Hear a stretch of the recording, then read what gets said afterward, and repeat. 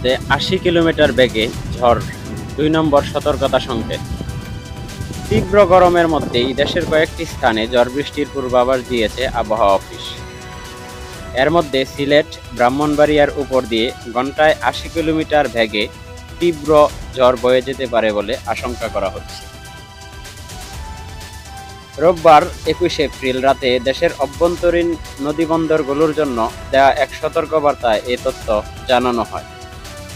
বিজ্ঞপ্তিতে বলা হয়, সোমবার ২২ এপ্রিল সকাল ৯টার মধ্যে সিলেট ও ব্রাহ্মণবাড়িয়ার উপর দিয়ে পশ্চিম অথবা উত্তর-পশ্চিম দিক থেকে ঘন্টায় ৬০ থেকে ৮০ কিলোমিটার বেগে স্থায়ীভাবে ঝোড়ো হাওয়া বয়ে যেতে পারে।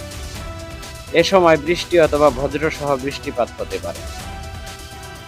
তাই এসব এলাকার নদীবন্দরগুলোকে ২ নম্বর হুঁশিয়ারি সংকেত দেখাতে বলা হয়েছে।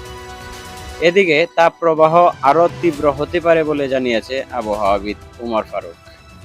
তিনি বলেন, ঢাকা, রাজশাহী, খুলনা বিভাগের বেশ কিছু জেলার উপর দিয়ে তীব্র থেকে অতি তীব্র তাপপ্রবাহ বিদ্যমান রয়েছে। সামনের দিনগুলোতে তাপমাত্রা প্রায় এমনই থাকবে, বৃদ্ধি পাওয়ার আশঙ্কা কম। তবে ২৭ ও ২৮ তারিখের দিকে এই পরিস্থিতি আরও খারাপ হতে পারে।